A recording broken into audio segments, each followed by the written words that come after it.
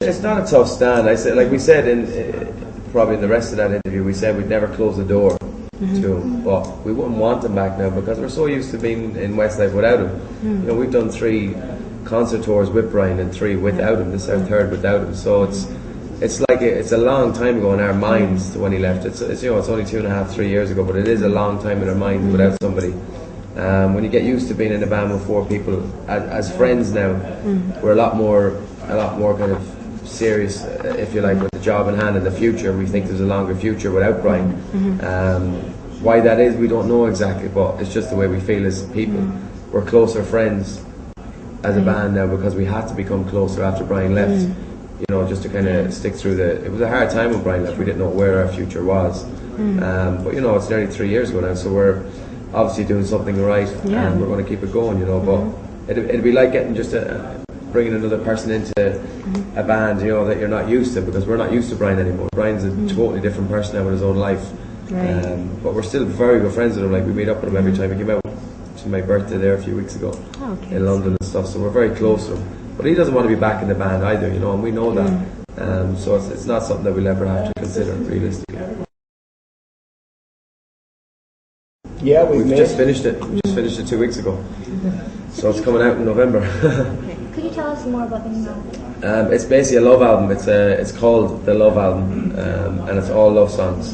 It's like a tribute album of love songs. Basically all famous love songs from the 80s. Songs that we loved, songs that our managers loved. Just great ballads. You know, some of them are more rocky than others. We're doing songs like Chicago, Half Me to Say I'm Sorry, and Total Eclipse of the Heart. What else are we doing? You Light Up My Life. You Light Up My Life by Debbie Boone. We're doing a duet with Lionel Richie, Easy. So they're all famous enough love songs. So it's something that we want to do, you know. Something that there's so many songs we've always wanted to do. So we thought, why not put it as an actual full album of songs that we want to do in a tribute album, rather than having maybe 1 or 2 on the album or whatever that we like. Do a full album of it. You know, because they're all hits, but they're all songs that we were always singing when we're not on stage. They're songs that we're singing in cars or in the shower maybe or whatever. So now we're getting to finally sing them. Have you guys ever thought about acting? Not really, personally, me. Well, you know, I wouldn't say no to it, but it's not something that I've really ever done. I don't think I'd be good at it. Well, if you guys could, who would be your leading ladies? Leading ladies? Halle Berry. That was easy. Charlize Theron. There's loads though. Have you seen enough of Singapore? I haven't seen enough of it, but I think it's a very clean city. It's a very cool city. It's probably one of the cleanest, I would say. Yeah, I don't think I could live in a not in the city. I've lived in the city too much all my life so far. You know, we were brought up by the sea, and me, Shane, and Mark were brought up by the sea, and I've become very fond of being by the sea. So I don't think I could live in a city environment full time for the rest of my life. I reckon I'd go off my head. I'd like to visit it. Yeah, I'd like to live out near a golf course somewhere out in the outskirts. So you guys have done jazz already. Would you be exploring any other genres like maybe punk or rock? No. I think the Rat Pack thing was, you know, as much as it was a very different era, it's not too far away from what we are as far as music is concerned. You know, there's some great up tempos and great ballads from the Rat Pack era, and you know, they kind of suited us.